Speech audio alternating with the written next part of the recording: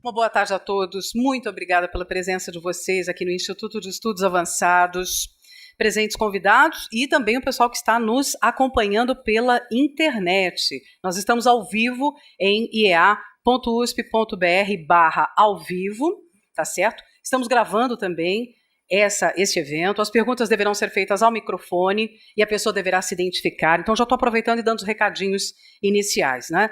Vamos colocar o nosso celular em silencioso aí, por favor, para a gente não ter nenhum, interferência na apresentação. As perguntas podem ser enviadas, atenção você que está nos acompanhando pela internet, iearesponde@usp.br, ok? Lembrando que os alunos da Faculdade de Biomedicina da Metodista estão juntos acompanhando este evento também e certamente participarão, ok? Muito bem, nós estamos aqui reunidos, médicos, pesquisadores, nosso representante parlamentar, para discutir como orientar pais e educadores de adolescentes em relação ao uso da maconha, álcool e cigarros eletrônicos. O evento é organizado pelo Grupo de Estudos em Saúde Masculina, do IEA.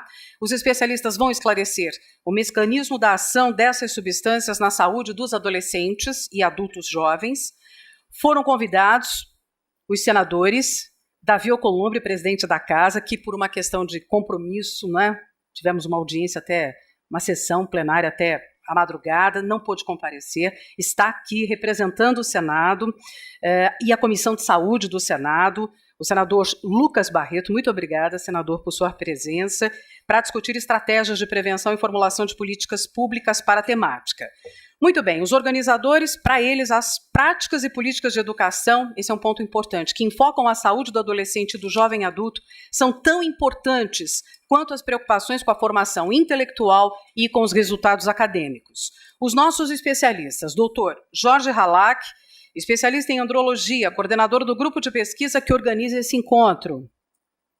Temos também professor Paulo Saldiva, que estará conosco aqui num vídeo em breve que vamos apresentar, diretor do Instituto de Estudos Avançados e professor da Faculdade de Medicina, não é?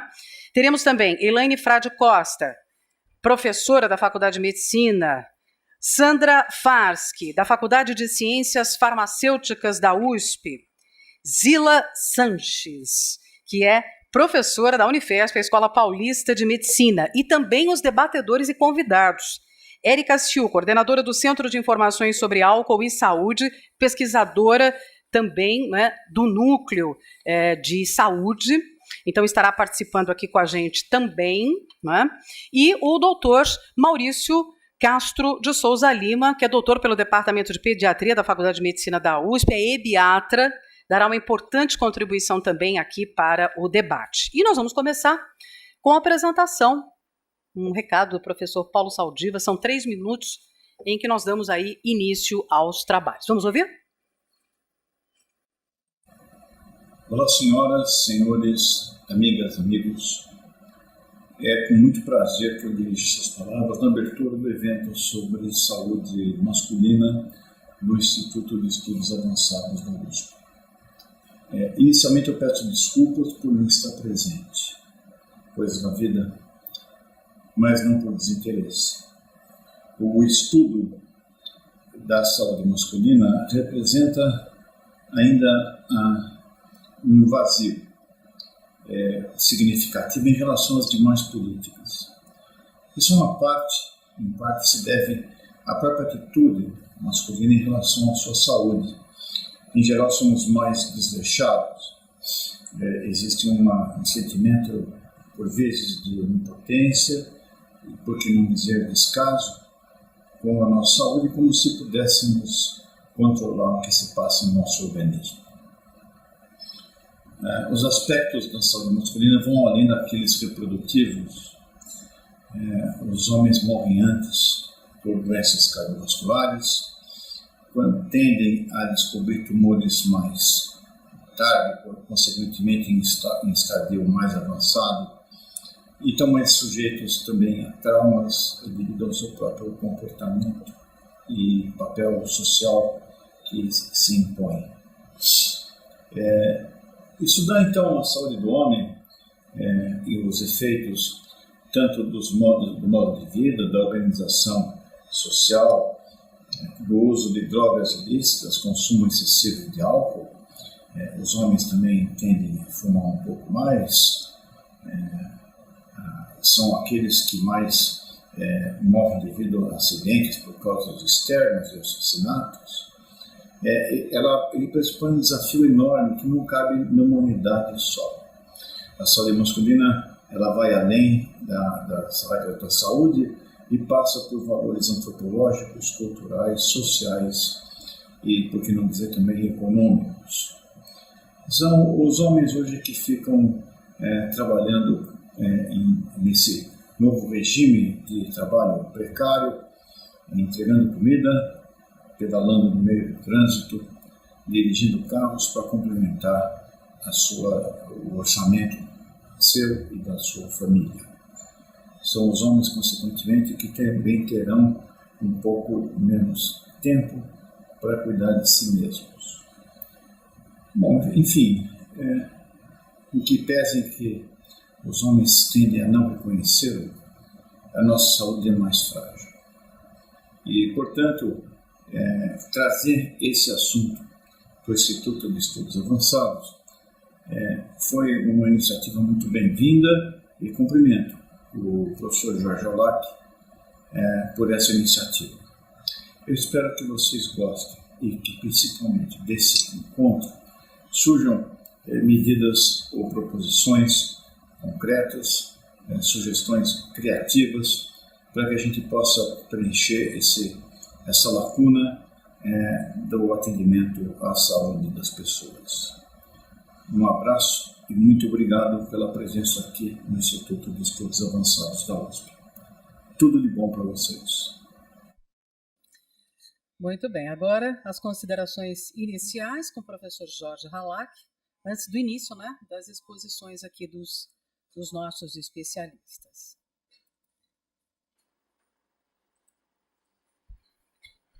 Uma boa tarde a todos. O dia de hoje representa algo de muito significativo e muito importante para nós, do IA, da Faculdade de Medicina e para Androscience, Centro de Saúde, Centro de Ciência, Inovação e Andrologia, porque nós temos, dentro das nossas linhas de pesquisa, uma delas versa sobre justamente hábitos e estilo de vida na saúde do homem. Nós temos conduzido estudos sobre esse tema, em particular da maconha, há 19 anos. Eu vou fazer uma introdução para que vocês possam se situar, contextualizar o que vai ser colocado hoje. Então, eu queria começar dizendo que nenhum dos palestrantes ou participantes tem qualquer conflito de interesse científico ou financeiro em relação aos temas abordados hoje. O que eu quero começar dizendo para vocês é que o conceito de doença não é isolado, ou seja, uma doença, quando ela se manifesta, ela está dentro de um contexto, de uma manifestação sistêmica do corpo.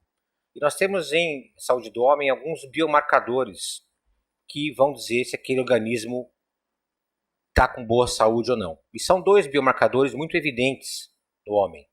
O primeiro, em faixa etária mais jovem, é a infertilidade, ou seja, a incapacidade dele gerar o filho biológico. E o segundo biomarcador no homem, particularmente no homem com um pouco mais de idade, às vezes nem tanto, é a disfunção erétil. Então são dois biomarcadores que vão dizer que tem outras coisas acontecendo com ele em termos de doença. Esse é um estudo agora com Big Data, a gente consegue analisar. Tem várias situações clínicas que vai ter em comum a infertilidade. E de maneira interessante, esse é um estudo muito sério, feito em 43 mil homens, 85 estudos, que fez uma meta-análise de regressão e mostrou que efetivamente no mundo, praticamente em todos os continentes, está havendo uma queda muito significativa da fertilidade masculina em particular. Então, isso está associado a diversos fatores, e não é unifatorial, não dá para você dizer uma causa só, mas é algo alarmante e foi a conclusão é que em termos de saúde pública, nós temos que tomar, que é o que nós estamos fazendo hoje, tomar consciência disso e que as pesquisas e os parlamentares, os políticos, nos ajudem a formatar soluções para isso. O que está acontecendo? A gente sabe que isso é uma coisa multifatorial. A questão não é só poluição atmosférica, poluição ambiental, a questão dos alimentos é muito séria, a falta de alimentos com qualidade, também o ambiente social que muitas pessoas vivem no mundo, associado a coisas genéticas e também alterações epigenéticas durante a vida de cada indivíduo. Mas também hoje nós temos uma outra questão, como já falei da poluição, água, ar, tudo, mas também a questão das drogas, que está assumindo um contexto no mundo do álcool e de substâncias tóxicas praticamente desenfreado, com 300 substâncias novas formuladas por semana de maneira artificial. O consumo de drogas é algo muito complicado, está crescendo barbaramente em todas as sociedades, e nós, no ano passado, demos início a esse estudo aqui no IA, fizemos uma palestra no passado que teve grande repercussão, exatamente menos de um ano atrás, onde abordamos também a questão dos anabolizantes esteroides, que não será abordado hoje, mas também é algo de muita relevância. Dentro de qual contexto? O contexto que a gente quer colocar é o contexto da agenda das Nações Unidas para o desenvolvimento sustentável para 2030. Então esse é o detalhe, nós estamos inseridos nesse contexto, particularmente as Nações Unidas, número 3, onde é saúde e bem-estar. A proposta são inovadoras e aqui vou citar algumas delas, que até 2030 é assegurar o acesso universal aos serviços de saúde sexual e reprodutiva, incluindo planejamento familiar, informação e educação, integração da saúde reprodutiva em estratégias de programas nacionais. Ou seja, esse evento de hoje está inserido nesse objetivo maior do IEA, da Androscience, da Faculdade de Medicina da USP, da gente conseguir introduzir isso no Brasil. Então, as Nações Unidas fizeram diversos livretos que a gente pode depois fazer adaptado ao Brasil. Eu acabei de receber aqui no professor Arthur Guerra um estudo interessante deles com álcool. E o que a gente percebe é que a questão das drogas, da poliuso de drogas tem aumentado de maneira bárbara, álcool, maconha, etc. Tranquilizantes também, opiáceo, uma questão ainda no Brasil não muito grave, mas que talvez no futuro aborde também, como nos Estados Unidos. E a OMS, a Organização Mundial de Saúde, colocou uma urgência expressa em relação à prevenção de 6 categorias prejudiciais, com destaque para o uso nocivo de álcool, drogas naturais, drogas sintéticas,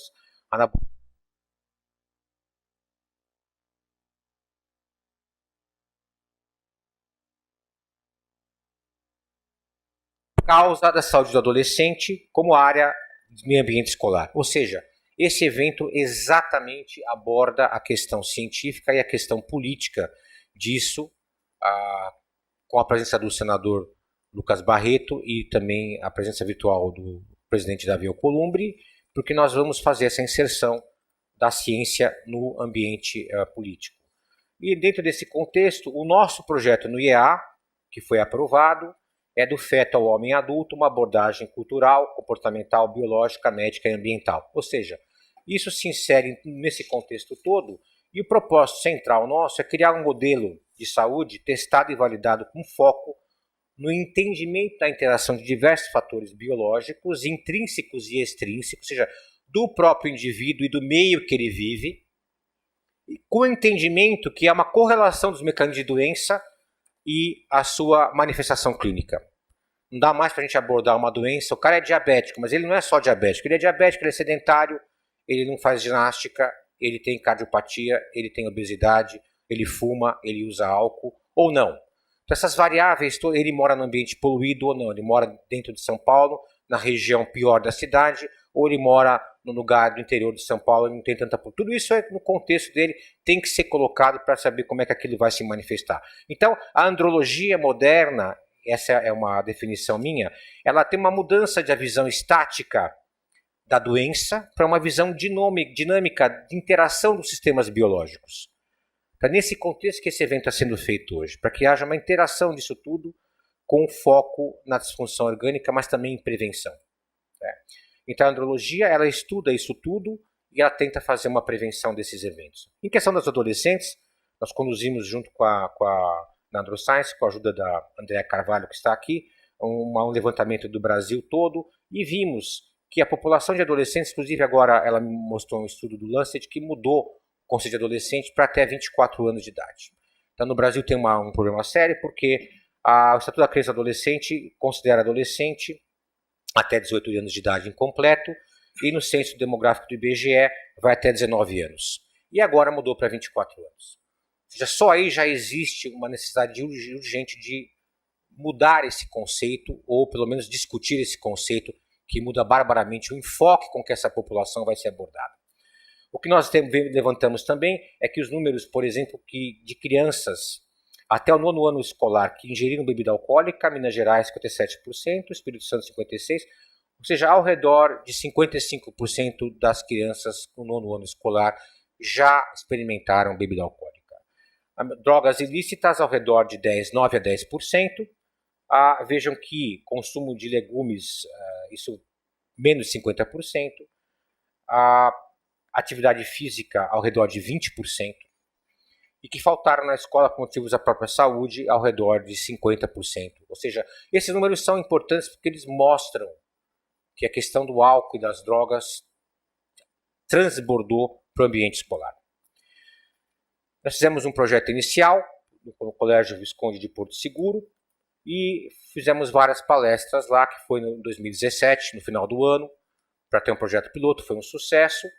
E a Androscience fez um eixo educacional com a Associação Brasileira de Leucemia. Também fizemos um vídeo, 18 vídeos de 20 minutos, que chegou em 5 mil médicos de 125 hospitais do SUS. Então, nesse contexto todo, que vai também para a questão oncológica, de outras coisas, é também manual para pacientes com câncer, nós queremos colocar essa questão do álcool, drogas e cigarro eletrônico no ambiente científico. O que a ciência tem para dizer? Nós temos várias parcerias internacionais e hoje nós queremos que o Brasil seja um difusor do conhecimento científico para a América Latina e para o mundo. Nós temos pesquisadores aqui na Universidade de São Paulo e no país todo de excelente categoria nível científico, com vários prêmios internacionais, e que a gente pode ter um modelo tanto na política de saúde pública em relação ao uso medicinal da cannabis, quanto a regulamentação desses produtos para os adolescentes. Muito obrigado e sejam bem-vindos ao evento.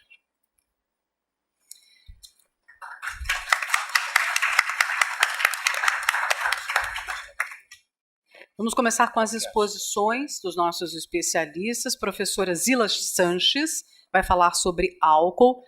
Professor Jorge Halak falará sobre maconha e o impacto na saúde masculina. Professora Elaine Costa, maconha e a saúde da mulher. E a professora Sandra Farsky vai falar sobre o cigarro eletrônico, né? É uma febre, tem sido uma febre também. É um assunto bastante preocupante. Professora Zila. Boa tarde, agradeço ao convite, cumprimento a nossa mesa, os colegas, o senador. E eu vou falar da droga mais consumida mundialmente, que é o álcool. Mas antes de falar sobre o álcool na adolescência, eu quero só lembrar a vocês, porque eu acho que muitas pessoas já sabem, que hoje, no mundo, o álcool é responsável por 3 milhões de mortes ao ano. Tá? Isso significa que a cada 10 segundos eu tenho uma pessoa morrendo no mundo por causas relacionadas ao álcool, inclusive cânceres.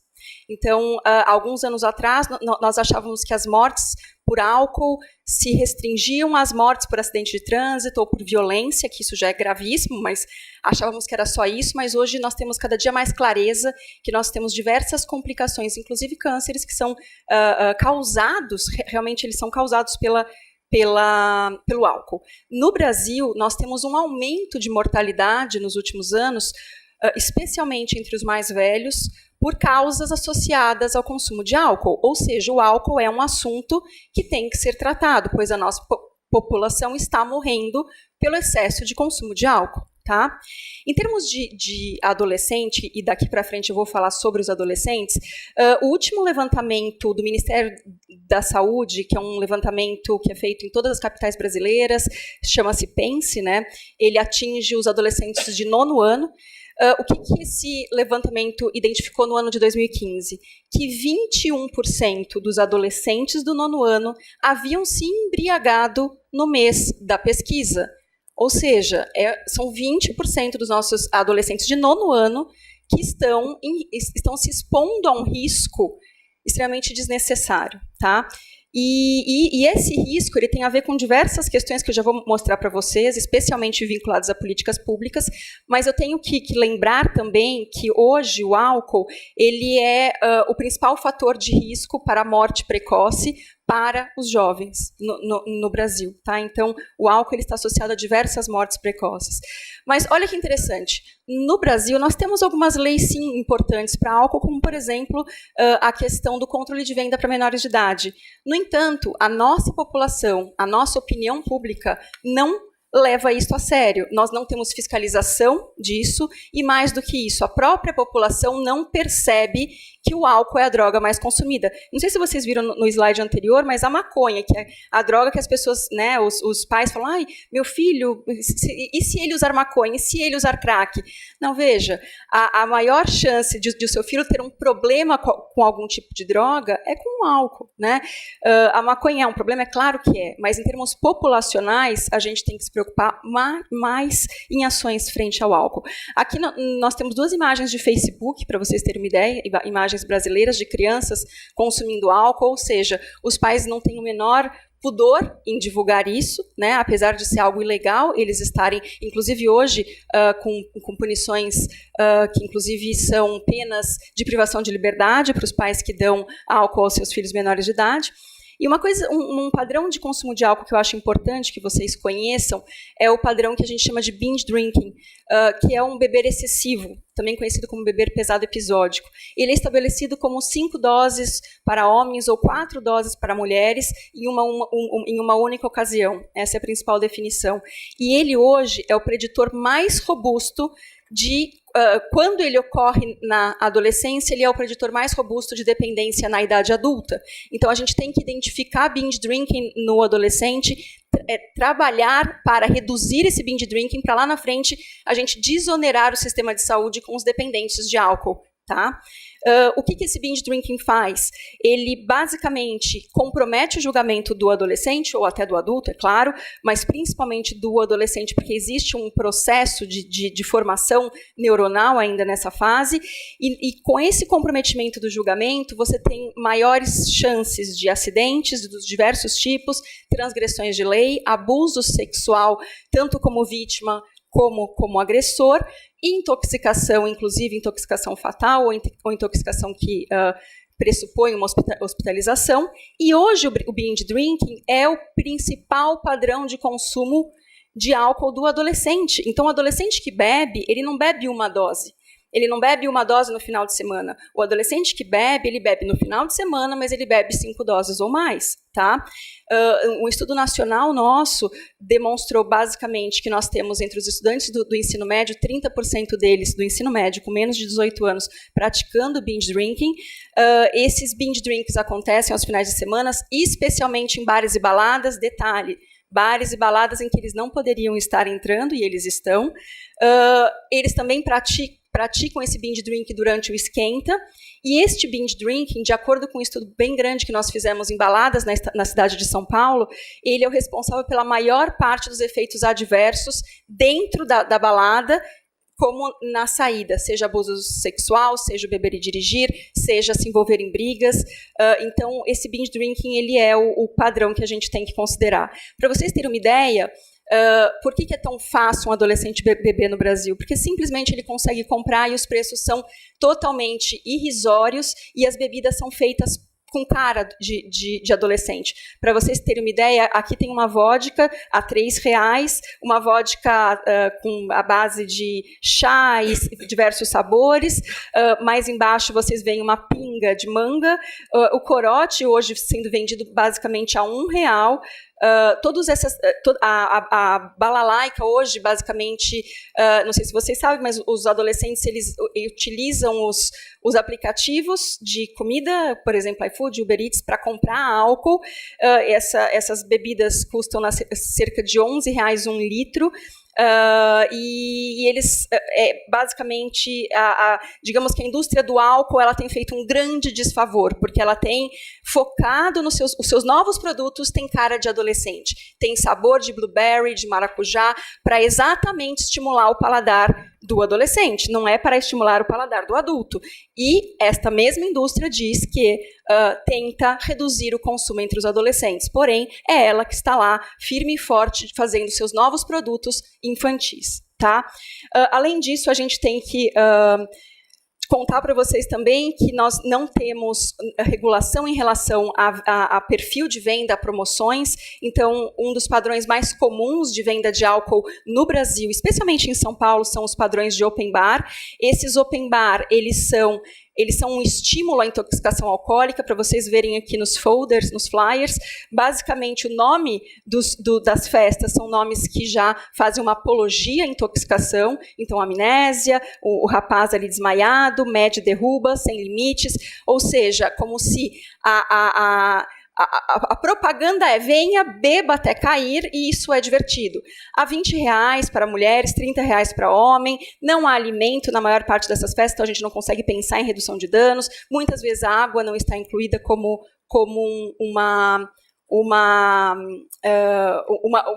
ela não faz parte do open bar. Tá? Então, bom, é possível prevenir? Sim, é possível prevenir, e acreditem, a melhor prevenção não é a prevenção escolar. Eu basicamente trabalho com prevenção escolar, trabalho com prevenção familiar, mas eu preciso dizer para vocês que os dados científicos revelam que a melhor prevenção vem do legislativo. O senador está aqui ouvindo, vem do legislativo. Então, a OMS tem todas as suas diretrizes, existe uma evidência fortíssima hoje de que programas em escola têm tamanho de efeito bem pequenininho, enquanto as ações governamentais, que eu já vou dizer quais são, têm tamanho de efeito gigante para diminuir mortalidade populacional. Tá? Então, quais são as 5 recomendações da OMS com evidência de sucesso em diversos países do mundo? Primeira coisa, reduzir a disponibilidade do álcool, controle de horário, controle de local de venda, tá? Ampliar restrições sobre beber e dirigir. Nisso, nós temos uma legislação boa que está sendo pouco fiscalizada, mas nós temos restrições quanto à publicidade, o patrocínio e a promoção de bebidas alcoólicas. Imagina mexer com a indústria do álcool, mas é isso que a gente tem que fazer, porque essa é uma das ações fundamentais para a redução.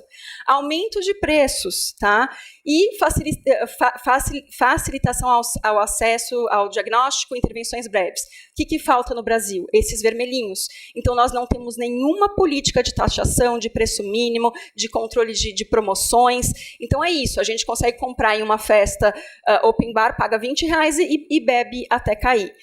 Só para concluir, eu queria mostrar para vocês, saiu essa semana. Na verdade, essa semana foi uma semana marcante para as políticas de álcool. Saíram 2 grandes estudos fantásticos. Um deles é esse, que mostra a avaliação do consumo de álcool entre adolescentes e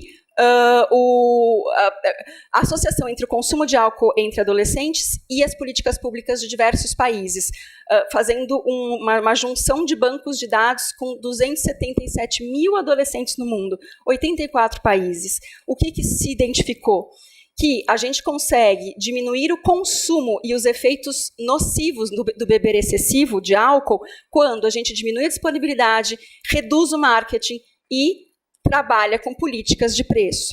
O outro levantamento que saiu essa semana, fantástico, foi o da Rússia, que saiu há 2 dias atrás, também divulgado pela OMS, em que se identificou que com todas essas 5 políticas restritivas que vocês viram no slide do SAFER, da OMS, a Rússia teve uma queda de 40% no consumo de álcool. Tá?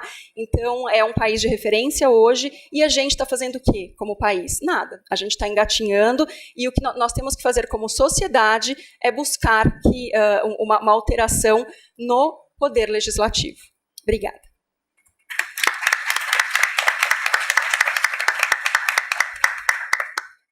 Eu agora vou falar para vocês sobre a maconha e saúde do homem.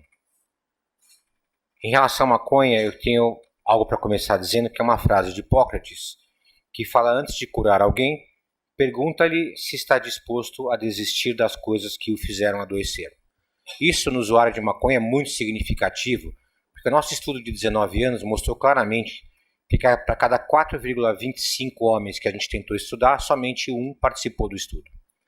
Então, eles sempre falam que para eles não faz mal, que o amigo deles conseguiu engravidar, que para ele é relaxante, que ele faz ginástica, que ele toma sol, que ele não tem nenhum outro vício a não ser a maconha, e que eu estou errado porque eu não sei nada e para ele não faz mal. Então, a maior dificuldade de estudar o usuário de maconha é a resistência que ele tem para se permitir ser estudado. Então ele não assina nem o consentimento informado, ele não vai assinar porque ele acha que é desnecessário. No máximo ele quer ter um conhecimento básico se está fazendo mal, mas também não quer tomar muita providência. Então ele só vai chegar no momento mesmo de autorizar uma investigação maior quando ele já caiu do precipício. Eu falo isso em termos de saúde reprodutiva, não consegue engravidar, a mulher vai querer se divorciar, vai querer ir embora, porque ele não toma nenhuma atitude.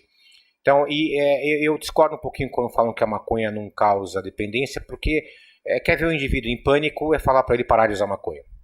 A gente consegue falar para o usuário de cocaína parar de cocaína, o álcool ele até para, mas o indivíduo que usa maconha para valer, ou para ele parar de fumar maconha, é o pânico em pessoa, eles vão embora, não mora mais na sua cara. Então essa é a nossa primeira dificuldade de estudar maconha. Eu vou dar para vocês um entendimento do que a gente estudou esses 19 anos. Eu queria falar um pouquinho de célula. É um evento científico, então a gente sabe que a célula, no reino animal, ela depende da interação com o meio ambiente. Eu já falei isso na introdução, mas as células, as células que não fazem fotossíntese, são chamadas heterotróficas, elas formam tecidos biológicos e esses tecidos biológicos têm que ter uma capacidade de responder ao meio ambiente. Então tem uma interação com o meio ambiente. Aqui está uma mitocôndria e aqui está uma célula com diversas organelas, membrana plasmática externa, membrana plasmática interna, aquilo tudo que a gente sabe, núcleo celular. Tá? Então o conceito de doença hoje não é só no indivíduo. É importante a gente transmitir o conceito de doença para o ambiente fetal. Então aqui está bem claro que toda essa interação de álcool, maconha e drogas na saúde materna, poluição também, algo que a gente também estuda bastante, vai influenciar em diversas doenças no indivíduo adulto. Infertilidade, falta de hormônio, obesidade, doenças cardíacas, diabetes, síndrome metabólica, hipertensão, hiperatividade, saúde mental, saúde óssea, endometriose e muitos cânceres juntos. Ou seja, o ambiente intrauterino tem que ser avaliado em consideração também quando a gente fala de política de saúde pública para esse tipo de abordagem de álcool e drogas, né? Lembrando que, no caso do homem, que eu estou falando aqui sobre homem, a formação do trato reprodutivo e sexual se dá até a 7ª semana de gestação. É muito cedo isso para que a mãe sabe que está grávida há pouco tempo e ela está usando droga, ela usa o antidepressivo, ela usa uma substância tóxica, ela não sabe, não parou de fumar ainda porque não sabe que está grávida, aquilo já está atrapalhando o futuro da criança para a vida inteira. E também o conceito nosso hoje é que as exposições precoces no ambiente intrauterino e logo depois do nascimento vão ter repercussões para a vida inteira daquele indivíduo. Então não é só o indivíduo adolescente que está exposto àquela substância tóxica. Então o conceito também nosso é que o indivíduo vai determinar como ele vai envelhecer. Se ele vai envelhecer com qualidade de vida ou sem qualidade de vida. E muito disso depende do passado, não só dele, mas também da exposição da mãe dele e o ambiente que ele está exposto. E o paradoxo todo é que o trato reprodutivo é pouco estudado. A gente fala muito, tanto que os estudos de maconha tem muita coisa em cérebro, sistema nervoso central. Mas o trato reprodutivo, apesar de eles terem semelhanças fisiológicas de metabolismo muito claras, ainda é uma incógnita o testículo em termos de exposição a substâncias tóxicas, né? E a maconha, por que ela ganha importância? Evidentemente, o álcool é mais, a professora Zila falou, mas a maconha ela tem ganhado muita expressão, porque existe um movimento mundial para a descriminalização da maconha e a ciência está atrás do conhecimento em termos de efeitos de saúde dessa grande movimento aí que a gente sabe que tem por trás indústrias interessadíssimas na venda do produto, né? Estou falando recreativo, não estou falando medicinal, que a gente tem, evidentemente, é outra conversa. Mas vejam que a maconha sintética também tem crescido bastante, né? E outras substâncias que não são ao par hoje. Esse é um estudo da Inglaterra, muito recente, que vocês percebam que o uso de droga recreacional de 11 a 15 anos de idade em 200 escolas do Reino Unido aumentou barbaramente nos últimos 4 anos. E o uso de cigarro tem caído e o uso de álcool tem aumentado. Então, álcool e maconha são as substâncias tóxicas que ganham bastante expressão no mundo inteiro. E ao detalhe da planta da cannabis, a planta fêmea que tem maior concentração do tetraidrocannabinol, é dela que sai o conteúdo de THC, e hoje a gente sabe que a questão toda é que a maconha de 2019, do século 21, ela tem muito mais quantidade de THC do que a maconha dos anos 60, daquele movimento hippie que começou depois da Guerra do Vietnã. Naquela época o conteúdo de THC era de 3 a 8%, hoje a gente fala de 12 a 20, algumas vezes até 50% de THC. Então é outra planta, outro poder de impactar a saúde. Em termos de mecanismo de ação, os canabinoides, o delta-9-THC é o mais psicoativo, existe outro que é o delta-8-THC, esse é o componente psicoativo, e nós temos também que essa substância, quando inalada, queima do produto, aquilo é rapidamente absorvido pelo pulmão e pela corrente sanguínea e é disponível nas células em questão de minutos. Vocês podem ver aqui nesse slide que quando ela é inalada é muito rápido e quando é mastigada via oral a curva de absorção e excreção é outra. Então aqui vai a recomendação explícita, seja qual for a política de saúde pública no Brasil, a nossa recomendação é que não seja feito o uso da maconha fumada para que se obtenha talvez o mecanismo benéfico do uso medicinal. Existem outros mecanismos de você usar o efeito benéfico através de óleos, etc. Então essa é uma mensagem muito simples de entender, pelo que eu mostrei agora no slide, e muito poderosa. Mas a maconha tem sido usada por praticamente 300 milhões de pessoas no mundo, e o interessante é que depois do sistema nervoso central, o segundo sistema mais afetado é o reprodutivo. E é o segundo sistema biológico que mais leva a efeito. E aqui só para mostrar o que a professora Zila falou, que em ambiente escolar, quando você analisa a performance de escolas, hoje é para os pais de adolescentes esse evento, vocês podem ver que quanto maior o consumo associado de maconha e álcool, o rendimento escolar cai barbaramente. O uso da maconha antes dos 15 anos de idade vai ter efeito lesivo para aquele indivíduo a vida inteira. Então vocês vejam que o funcionamento executivo, o funcionamento mental daquela criança, para a vida inteira depois, quando começou nos 15 anos, tem um efeito que não passa somente com a cessação do consumo da droga. E o que nós vimos de novo nesses 19 anos de estudo é o mecanismo de lesão da maconha. O mecanismo de lesão, esse mecanismo é inédito, ele não foi descrito na literatura, foi descrito por nós esse ano, né? Vai ser publicado ano que vem, mas é estresse oxidativo. O que é estresse oxidativo celular? O estresse oxidativo nada mais é do que um grande ataque à membrana celular por agentes externos ou da própria célula, própria disfunção da célula. No caso da maconha, nós vimos que o estresse oxidativo é gerado na própria membrana plasmática da célula do usuário de maconha. No caso, por exemplo, do cigarro, nós vimos que o estresse oxidativo é muito menor e o ataque é externo, ou seja, substâncias que estão externas à célula lançam ataque à membrana plasmática. Então, a visualização anedótica é essa aqui, é uma descarga enorme de substâncias com alto poder destrutivo em cima de uma defesa cada vez menor. Então, a célula ela requer um equilíbrio entre as espécies reativas de oxigênio e a capacidade antioxidante para se defender daquele mecanismo de lesão. E o espermatozoide é uma célula muito sofisticada, e ela tem duas membranas externas. Então, esse ataque na questão da maconha é feito da própria célula. Pelo mecanismo que nós fizemos duas hipóteses muito elegantes. Então, há um desbalanço nesse mecanismo de ataque e defesa e a célula sofre buracos, ela começa a perder fluidez, a membrana começa a ficar destruída. E esse mecanismo não é inerente ao trato reprodutivo do sistema nervoso central, ele está associado a diversos mecanismos de lesão do corpo, o que leva ao que eu falei no começo da introdução, que a doença é uma manifestação de várias formas, né? Nós dosamos esse teste de oxigênio através de uma reação química padronizada no laboratório de andrologia, e nós vimos que a maconha ela tem vários efeitos no homem. Ela diminui o hormônio estradiol, que é um hormônio importante na parte de libido, no cérebro. Ela diminui o volume testicular, não de maneira significativa, mas diminui um pouco. Ela diminui a concentração de espermatozoides, a motilidade, o formato normal, e ela aumenta barbaramente os níveis de radicais livres de oxigênio esse sim é um estudo inédito, e aumenta a fragmentação do DNA da célula, ou seja, o DNA da célula fica muito mais lesionado do que uma célula normal, né?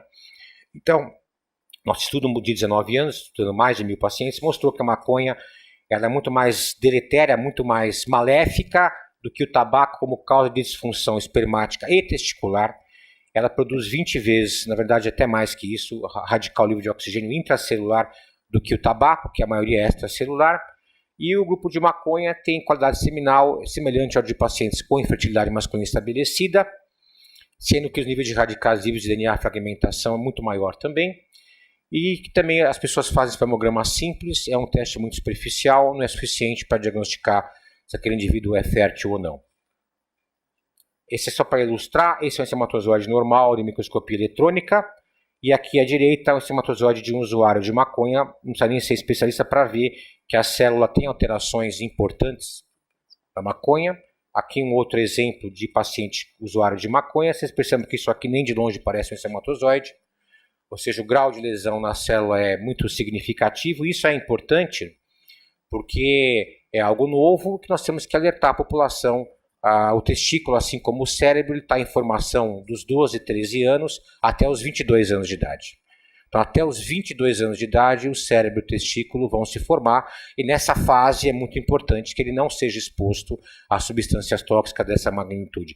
Eu não acredito que existe uma maneira correta de usar drogas, essa é uma opinião pessoal minha depois de 19 anos estudando, e eu acho que é uma frase que eu colocaria, que em vez de beber com moderação, eu colocaria beba com muita moderação, e eu colocaria drogas nem com muita moderação. Essa é uma frase que eu acho que tem que ser levada em consideração. Eu sei que são duas frases muito fortes, mas a moderação no caso do álcool, pelo que a professora Zila falou, nós vamos comentar aqui, tem que ser muito menos do que a gente imagina. Eu agradeço. Muito bem, na sequência nós vamos ter a apresentação da professora Elaine Costa, que vai falar sobre maconha, ainda o tema maconha, e saúde da mulher. Professora Elaine. Obrigada, boa tarde a todos. Eu vou falar de um tema que é muito pouco explorado, né, porque sempre imagina-se que o sistema reprodutivo da mulher é mais protegido do que o do homem. Porque o ovário está dentro do abdômen, porque a mulher já nasce com uma reserva ovariana determinada, diferente do homem, né, que ele vai começar a produzir os gametas dele depois da adolescência. Então, o número de estudos relacionados à saúde da mulher é muito menor do que o dos homens. Mas daqui da minha apresentação, eu acho que a gente já vai sair com alguma ideia e com alguma noção dos malefícios da maconha no sistema reprodutivo. Antes de dar início ao tema propriamente dito, eu queria lembrar que a adolescência ela é uma janela de suscetibilidade, como é a vida intrauterina e como é a infância, porque são as fases do desenvolvimento humano em que se tem maior plasticidade celular. As células se modificam mais do que na vida adulta.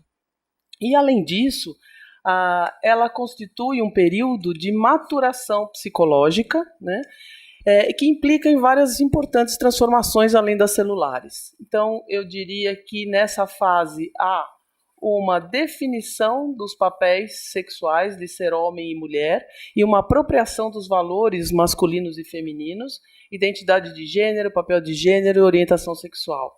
Formação da identidade de grupo e certo afastamento da família, na maioria dos casos, né? Isso a gente pode discutir depois. É uma época em que há uma maior vulnerabilidade e disposição a riscos. Uso de drogas, experiências sexuais precoces, que está muito ligado ao uso de álcool e drogas, e sem precaução, isso que é a principal preocupação em relação a isso. E o uso de drogas potencializa características próprias dessa fase da vida, né? Como o sentimento de contestação, impetuosidade, idealismo e onipotência. Então, é uma fase que essas características já existem e o uso de drogas e álcools potencializa essas condições. Esse estudo, que é de 2007, mas é um estudo que mostra, né, as idades, o uso da maconha de acordo com as idades. E a gente pode observar, né, que os indivíduos que nunca usaram, quer dizer, que já usaram, mas não usam atualmente, a gente tem um número grande de indivíduos na faixa etária, principalmente aqui dos 20 e 24 anos, que usaram nos últimos 12 meses. A faixa etária mais prevalente, apesar de não ter diferença estatística, é a fase de 15 a 24 anos, que vai ao encontro da nova nomenclatura aí da adolescência, né, que vai dos 9 aos 24 anos agora. Quando usa menos de uma semana, que usou há menos de uma semana, vejam que há um número bem menor, mas que as idades não diferenciam, e o uso semanal ou diário também é um número menor, graças a Deus, né? Mas que ainda existe não existe uma diferença entre as idades. Então, os indivíduos, os ex-usuários, né, a porcentagem é bem maior nos indivíduos mais velhos. Existe um estudo no Brasil já em 2007, então esse assunto já vem sendo estudado, né, epidemiologicamente. Foi um estudo realizado no Rio de Janeiro, em que avaliou-se 507 meninas e 195 meninos. Na faixa etária que variou de 13 até 21 anos de idade. Desses adolescentes, avaliou-se o consumo de fumo, álcool e drogas. Eu vou me ater aqui ao uso de drogas, né, que é o tema em que eu estou inserida. Então, a gente observa aqui que o uso esporádico de drogas nesse contexto, eram crianças, eram adolescentes de escolas públicas, né? Crianças e adolescentes de escolas públicas. A maioria deles não usava drogas, né? Em relação ao fumo e álcool, essa porcentagem é diferente. Os que já experimentaram e não gostaram, existe uma prevalência razoável, e os que experimentaram e gostaram, 1,42% desses indivíduos. Então, o número foi 10, né, um número de 10, e que tem uso frequente, a prevalência é bem menor. Do total de adolescente com algum contato, no entanto, foi de 73,6%.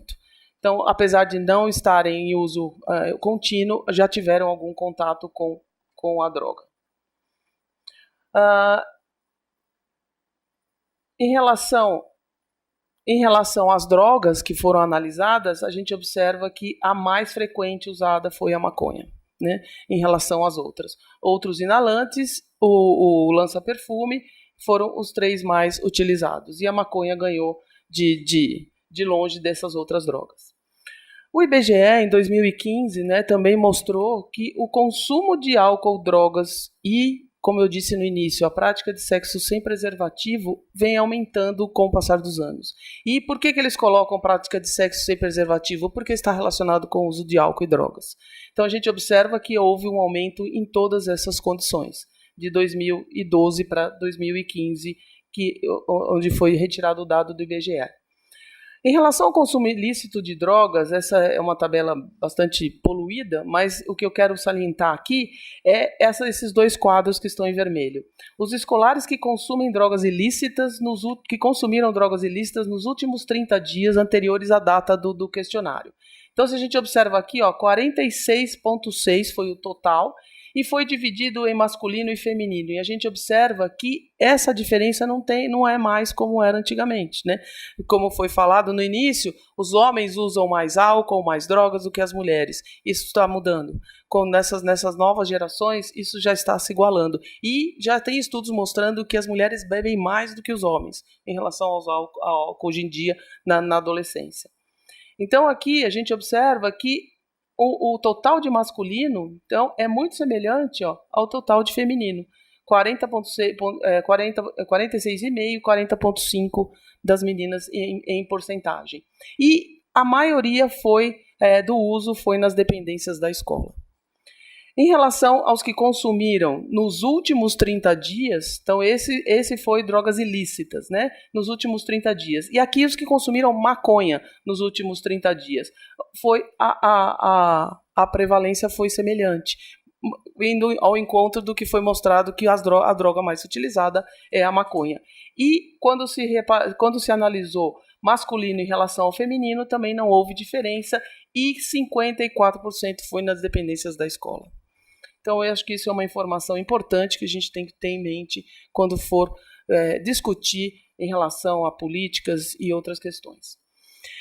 Esse estudo mostra, é uma meta-análise, né, uma análise, é uma revisão sistemática com uma meta-análise, mostrando a relação entre adição a drogas e déficit de atenção ou hiperatividade, desenvolvimento dessas condições clínicas. A gente observa que quanto mais estudos tiver para o lado de cá, maior é o risco. Quanto maior número de estudos tiver para o lado de cá, é menor risco. Em relação a déficit de atenção e hiperatividade, o risco foi discretamente maior, foi próximo de 1, que é considerado não risco. Mas quando a gente vai avaliar distúrbio de conduta, a adição a drogas aumentou em 5 vezes o distúrbio de conduta em relação à população que não usa, né? Então, a gente observa aqui o diamante no percentil 5 em relação ao 1, que é a condição em que não se usa drogas. Então, distúrbio de conduta está mais que provado que está relacionado ao uso de drogas. E na mulher, especificamente, o que acontece? O sistema reprodutivo da mulher é muito mais complexo do que o dos homens, né? Nós temos ciclos menstruais, então a produção hormonal é mais complexa. Então, os 3 principais hormônios, e eles são secretados em picos. Todos os meses eles são secretados em ondas, assim como está descrito nesse slide. E os principais hormônios são o estradiol, o LH e o FSH, que são hormônios de uma glândula cerebral, a hipófise, que estimulam o ovário, e a progesterona. O que acontece quando a mulher utiliza maconha? Aqui o THC, o 9-THC, que é o principal preocupante aqui em relação a cannabis, né, em relação à maconha, ele inibe a produção de hormônios que estimulam as glândulas. Então, falando aqui do ovário, ele inibe a produção de LH e FSH, inibindo a produção de estrógeno. Por isso, a maconha é considerada uma substância chamada desregulador endócrino.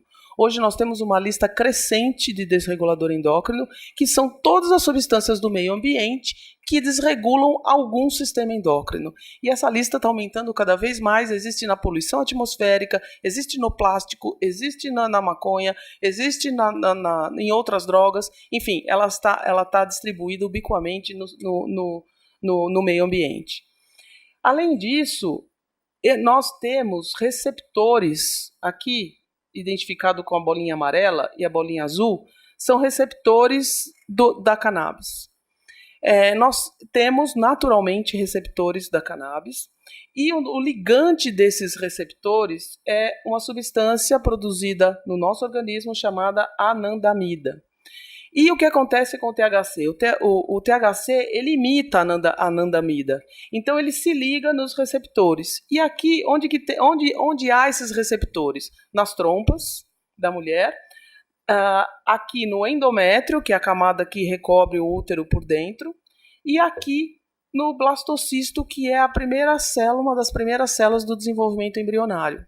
Então, quando a mulher fuma maconha durante a gravidez, se ela conseguir engravidar, ela está prejudicando a implantação do feto, né? Ele não consegue porque esses receptores estão ocupados pelo THC.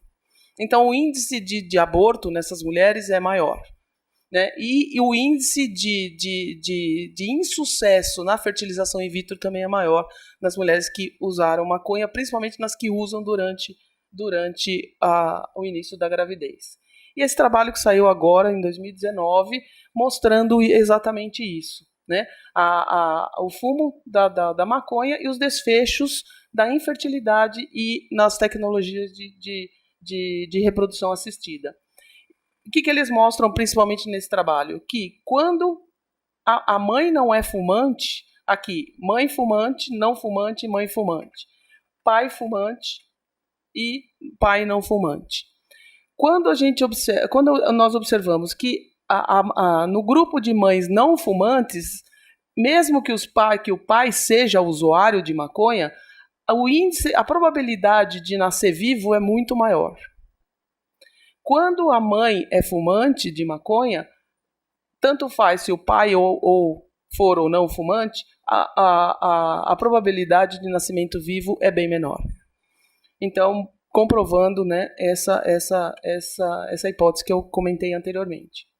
E aqui a probabilidade de abortos associado ao uso de maconha em fertilização in vitro. Então, mostrando aqui quem nunca usou ou usou, mas não usa mais, não houve diferença na probabilidade, mas a barra vermelha mostra naquelas que usam durante o desenvolvimento da gravidez. E observem que os abortos são, a frequência é esmagadoramente maior nas mulheres que usam maconha durante a gravidez. Então, esses são os estudos que existem em sistema reprodutivo masculino, e eu acho que já são suficientes, né, para que a gente use o princípio da precaução, que é o que nós usamos com todos os desreguladores endócrinos.